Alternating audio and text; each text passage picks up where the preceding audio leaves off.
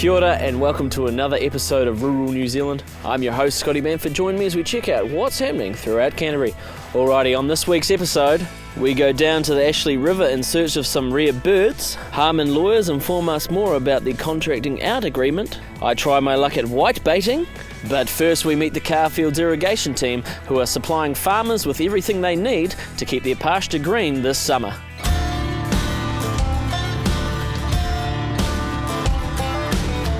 My name's Roy White. I'm the National Service Manager for Carrfields Irrigation. I'm based in Ashburton. Carrfields Irrigation business was started in October 2014 when we became a joint dealer for T-L irrigation equipment here in New Zealand. And in 2015 we became the sole distributor for T-L irrigation laterals and pivots in New Zealand. We offer a pivot and lateral option from T-L Irrigation, built in Hastings, Nebraska in USA. The machines are built at the factory in Hastings and then shipped across to New Zealand. And then we have a dedicated build team that assemble the machines in the on farm. And once that's done, the machines are fully commissioned, make sure they're 100% before they're handed across to the farmer. We've also got Artec hard hose guns. These are a top quality European brand made in Italy.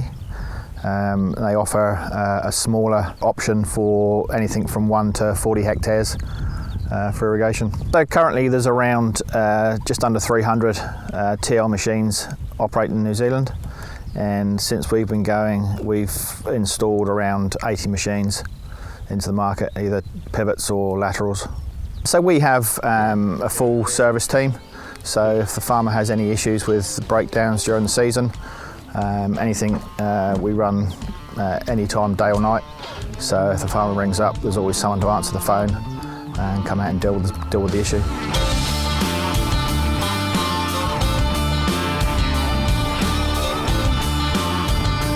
Grant Early runs a dairy farm in mid-Canterbury. The decision to use Carrfields on his farm for new irrigation systems was an easy one. Yeah, so we're on the support farm at the moment, so we've got a 400 hectare dairy platform just around the road, and there's 250 hectares here that we use for support land. Yeah. So we're milking 1,500 cows. We've used T&L on the dairy farm, so there's 4 T&L pivots over there, so we've had a good run out of them, and we're quite happy to see the T&L come to Ashburton and Carrfields do things pretty right. So they've been great in setting up design and getting these 4 irrigators up and running so far, so very pleased.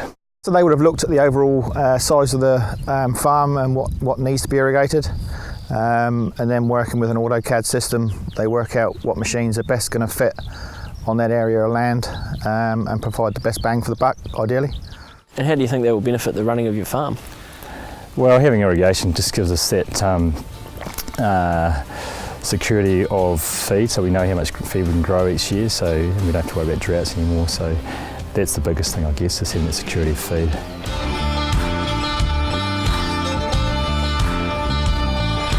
Not only is Carrfield supplying and installing new irrigation technology, but the team are also investing in new safety systems. In April 2016, we were awarded the Innovation Irrigation Award by Irrigation New Zealand for our pivot stability system. So that consists of a series of water tanks that are suspended from the centre of each pivot span, and in the event of a high wind event, you can turn the tap on and the tanks will slowly fill with water and anchor the pivot to the ground so that it can't move. Makes it safe. And then when that wind event's passed, you just release a tap at the bottom of each tank and they gently rise back up to the stored position. TL machines offer a point of difference. They're the only machine on the market that's got a hydrostatic drive system. So that gives us constant movement, low wearing parts and a more even water distribution. The other benefit from that is the machines don't have mains voltage running down the whole machine. The control systems run on a safe 12 or 24 volt power system. TL offer one of the best warranties in the industry. For instance, the planetary gearboxes are warranted for 8 years or 24,000 hours. Wheel motors for 4 years, 4,000 hours. And the TL alignment valves for 8 years.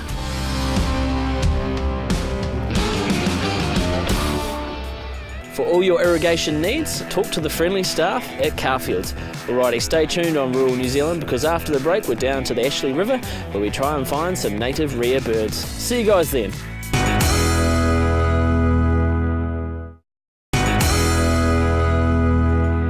Welcome back to Rural New Zealand. Now the Ashley River and the Waikuku Estuary are very important breeding grounds for native birds, and we caught up with members of a local group who are stopping the decline of bird numbers in Canterbury.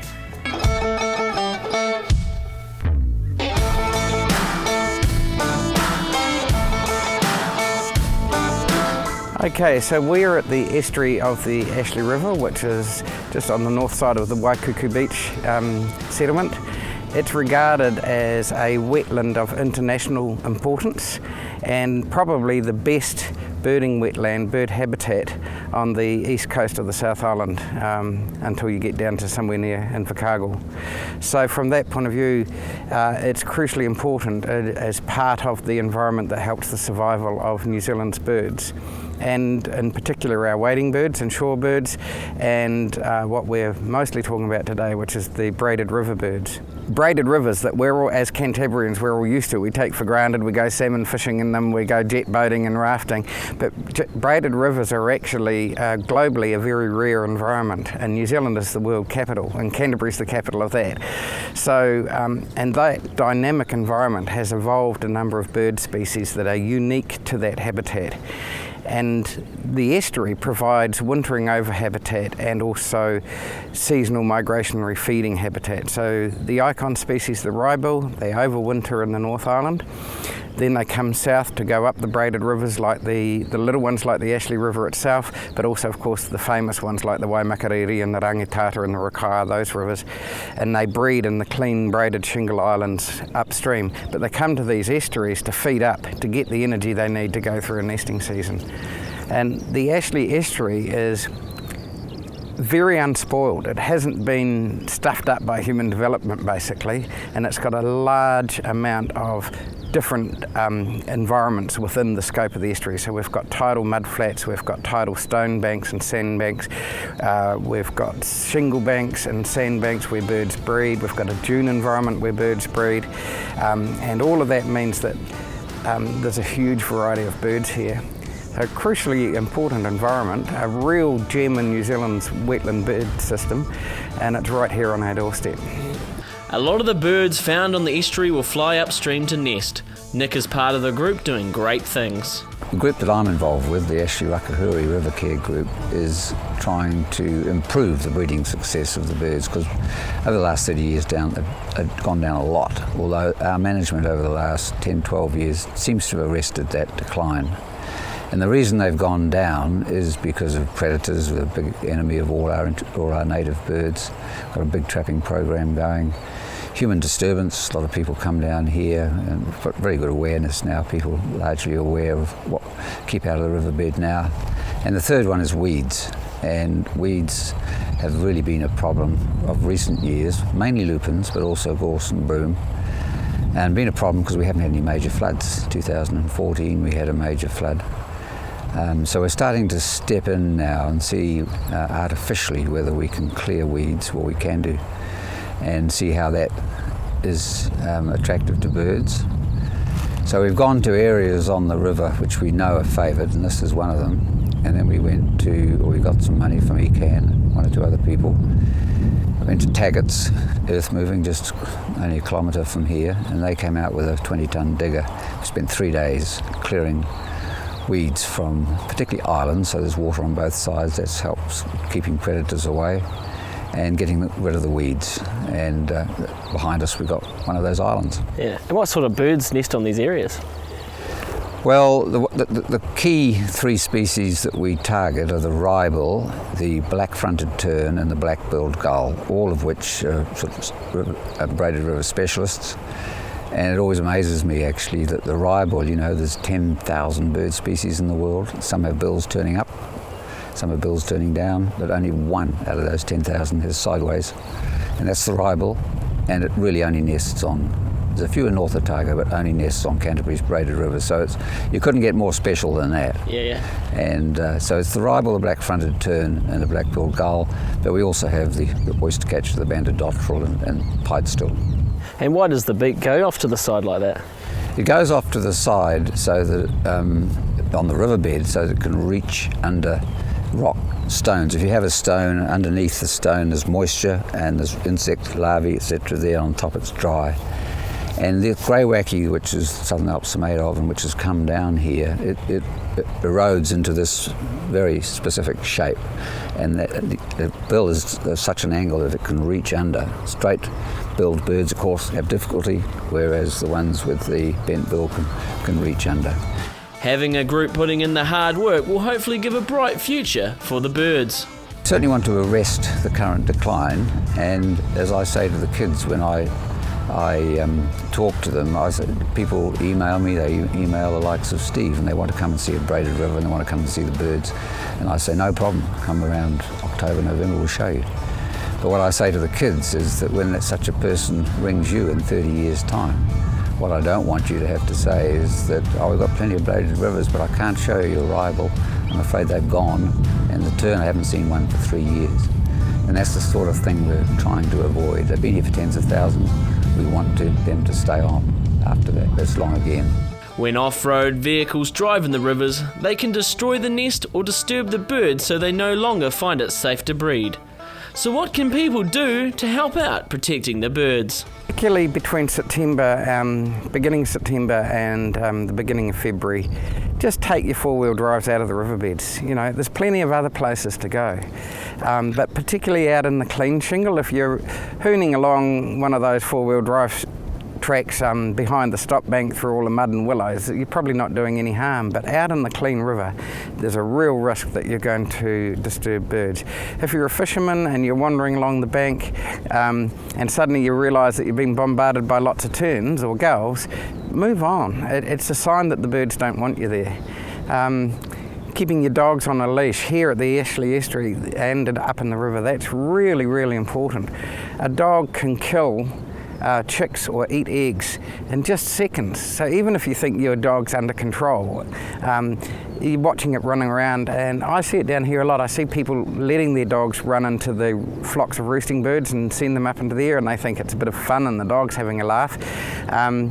But for the birds, again, that's disturbance that can actually mean that they're not eating enough, that they're off their nest, or that they feel that this is no longer a safe place and they might go somewhere that's actually not as good for them as far as a successful environment is concerned. And then, you know, the rules like here on the Ashley about not having four-wheel drive vehicles in the tidal areas, not having dogs roaming free, they're there for a reason, so respect them. There's plenty of other places to go. You can still have your dog on the beach or at the river. But where it's signposted that an area is protected, there's a good reason for that, so just respect it.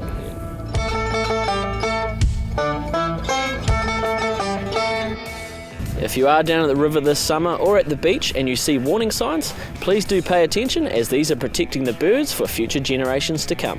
Alrighty, stay tuned on Rural New Zealand, because after the break I get some advice from Harman Lawyers, and then we stay down the river where we do a spot of whitebaiting. See you guys then.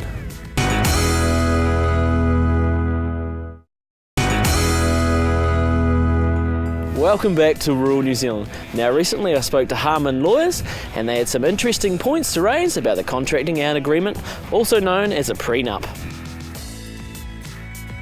Well, I'm Colin Abernethy from Harman's, and I specialise in family law, so relationship property, contracting out agreements, child custody disputes, anything that appears before the family court, really. Yeah. And what would you like to talk about today? Today I guess I just wanted to talk about the importance of contracting out agreements, or prenups I guess is what we used to call them, and just I guess really identifying when would be the best time to look at doing one of those, and perhaps having that not very romantic conversation with your partner about entering into one of those sorts of things. So what are some of the steps you can take for doing the prenup? I guess one of the first main main things is to have a think about whether or not you actually need one and whether you're in the right stage of it. And that can be incredibly difficult, trying to figure out whether or not your relationship has got to the point where the court might consider it's a qualifying relationship in terms of the equal sharing provisions. If you get married, that's easy. You've got a piece of paper that says you're married and you ring on your finger and photos of the big day. But de facto relationship, not so much. And there are about 9 different factors that the court would look at as to whether or not you're in a de facto relationship, and then it becomes a balancing exercise as to how many boxes they can tick of those 9 different factors plus whatever else they might deem relevant. Often moving in together is the easy one, because at that point you might buy a house, get a joint mortgage, or maybe set up some joint bank accounts for your rental expenses or whatever. But that's not always the case. And so there can be lots of other things where people might maintain separate homes because of the hours that they work. Dairy farmers and that sort of thing working ridiculous hours sometimes. One person might stay on the farm property for the weekends but go back home to the city, and it's a whole raft of things, helping each other out for household chores, caring for children, and it may not be children of the relationship, but from prior relationships, physical relationship, obviously. What do your mates think? Does everyone know that you're together or what? And so the court would look at all of that. And so if you're starting to think, crikey, there are quite a few of those factors that are relevant, then it's at that point that I would be thinking you should look at doing a contracting out type agreement, because otherwise you run the risk of a few years later you have a bust up and one person thinks perhaps it was a friends with benefits type arrangement, and the other person thinks no, there was way more to it than that. The thing I hear all the time is 2 years is sort of the magic rule of thumb for a relationship. What's sort of the go with that? Yeah, I wouldn't. Well, technically, so it's 3 years. So if you've been in a qualifying relationship for 3 years, then that's when the equal sharing provisions apply. The 2-year thing comes from you have to be separated for 2 years before you can dissolve your marriage. But I wouldn't have a hard and fast rule in relation to that personally, because the court has the ability to reduce that period of time in certain circumstances. If one person's made a substantial contribution or there are children, that time period can be reduced. And I guess that's probably why I do really push the importance of these types of agreements, because if you're in a qualifying relationship, then that's when the equal sharing provisions can apply. And so it doesn't matter who brought the family home into the relationship. If you had it before you got together, that's 50-50. Your household items might be 50-50, your vehicles, and it can have huge impact. I mean, you might have acquired some shares in a company that owns a farm while you were together, or some other major asset, and then the starting point would be, well, is it 50-50? And you might have to run an argument after that. So I think it's really, really important just to have that conversation and have a think about, make sure you're both on the same page and where is your relationship actually at. In order to have a binding agreement, you can't just write it up yourself. You must have it certified by a solicitor, and both parties have to have that independent legal advice. So you can't both see the same lawyer in the same firm. And I guess that's the other big recommendation that I would make, is that if you do actually have one, make sure you keep it updated. Because lately there's sort of been a few decisions where a couple might do it at the start of the relationship, and then 15 years later and a few kids and sold properties and got into a business, the court says, well, no way is that fair anymore, and so that weakens them and potentially they can be turned over. So keep it updated every couple of years, or any major changes in your circumstances. The other thing I was going to mention is just to be aware of what the courts are considering as property now, in terms of what can be divided. We've had some big cases lately in relation to trusts, and whether or not trust assets can be looked at in the context of a relationship breakdown. And the court recently, in a couple of cases, has decided, well, if you have the power as a trustee or someone who has set up a trust to basically do what you want with the trust assets, or if the trustees don't agree, fire them, then the court will look at that power as being fitting the definition of property. And so therefore you might think, well, look, I've set up this trust, my partner's got nothing to do with the trust, so the assets are safe and we can carry on. But the court may actually look at the power you have and define that as property. So I think you need to be really careful in those circumstances, because in one case in particular, the way they valued that power was to look at the value of all the assets in the trust. So it basically looked through that trust structure. So if you've got any doubts in relation to that sort of a setup, I would have a chat to your trust lawyer or your relationship property lawyer or whoever, just to clarify. And again, if in doubt, do a contracting out agreement or prenup. You can say, well, look, I've set up that trust and it's my separate property, and we all agree, so let's box on. Some very good points to consider in the early days of a relationship. Alrighty, I know you guys at home are massive rural New Zealand fans, and you also know that I'm a massive fish fan. So recently went down to the Waimak mouth, where we went and did a spot of whitebaiting.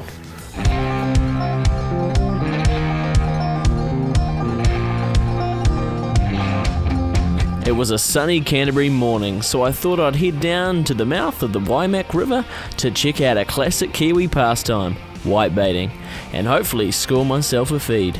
So what kind of whitebait are you guys catching? We're after carwai. Oh, carwai, so not whitebait. No. Oh. The whitebait are too small for hooks. Yeah, that's true. We'll continue our journey then. So I obviously don't know much about whitebaiting, so I thought I'd better get some tips from the locals. But they didn't seem too keen to give much away. Are you winning with the whitebait catch? Hardly. Is there a secret to catching whitebait? Yeah, small hooks. Oh, there's quite a few in there. Check it out. What's the secret to this catch? We don't know. We're doing Luck. very well. How many pounds do you reckon are in there? Oh, it's probably a quarter to half a pound. Roughly. Oh yeah. There's about another 3 or 4 pound in the truck already. Yeah. Fruitful day then. Been a long day, 4 o'clock start. Been lucky, that's all it is. Everyone else around us is sort of missing it. Yeah. Good girl? Yeah. Look at that. The last 4 or 5 poles we've been getting really good amounts. When you look down in that bucket, do you see a nice Feed. feed? You do? Oh, bloody oath. Well, I see something a little bit different, but I'm not going to mention what it is on camera. I wasn't getting much out of anyone. So what do you love about catching whitebait? Maybe I'd have better luck with the ladies. Are you showing the boys how to whitebait? Oh, nearly every day we have to teach them. How do they deal with that though? That's the question. Oh, they say big man, big net. And you just say, well, we've just got a small net, we know how to do it. That's right. Oh, I see. Now I was beginning to think that I never learned the fine art of catching whitebait. But then I came across a local veteran who's been coming down to the river mouth for years on end, and he was happy to show me how it's all done. I go back to war days, Second World War. Yeah. And I used to come here with my mother, and he used to fish the other side, and he used to go to the Ashley. Mm-hmm. There used to be the guy about the pollution, but there used to be the Belfast freezing works stuff used to come down, and you'd see bits of sheep and stuff here. And then the woolen mills, all the stuff used to come down, and further up, the whitebait used to change to the colour of the dye of the wool. Oh, yes. So they talk about the pollution now, but there was pollution years ago. Yeah. Do you reckon that influenced the flavour of the whitebait? Well, I don't know, but the best fishing is, and the best whitebait is always down at the mouth. Oh, okay. Yeah. Seawater, Yeah. very clear. The water's very clear today. Yeah. How's this year's harvest shaping up to previous 70 years? It's not as good as last year. Last year was a very good year earlier on. There was a lot of other bigger fish chasing the smaller fish, the carwai and everything. Yeah. There was a lot of, but it's like any fishing, you've got to be here on the day. Yeah. Would you like to have a look and see if I've got any in my net? Yeah, I think we should. They're very clear, they're very small. Yeah. I don't mind getting my feet wet. Oh, the water's clear. It's a little bit chilly, but I'm dressed for this, so. Half a dozen there a few. Take them, do you? You can see how clear they are. They're like glass. Do you know what breed they are? Apparently there's 5 breeds. Well, you can. It's hard to tell the difference between the female and the male ones, but the male ones are the ones that are always wearing the lipstick. You know? Oh, yeah. But the closer you are to the sea, any fish, the better it is. Yeah. Upriver gets, well, a lot of the pollution, the salt water where the whitebait is, and any fish, salmon, trout, any fish that sea run is cleaner. So you reckon you got another 70 years in you? Well, you never know. So while my new mate Crawford reset his net to try and catch his dinner, I was still thinking about breakfast. Luckily I found some whitebait that was a bit easier to catch. When they don't catch any down there, do they come and get whitebait off you guys? Yes, for sure. I mean, our whitebait comes from the same place as theirs does. Yeah. And it must be good having an office like this, eh? Oh, mate, the view, you wouldn't... You tell me anywhere in New Zealand you've got a view like this. And is there a secret recipe with your whitebait? Everything's secret, mate.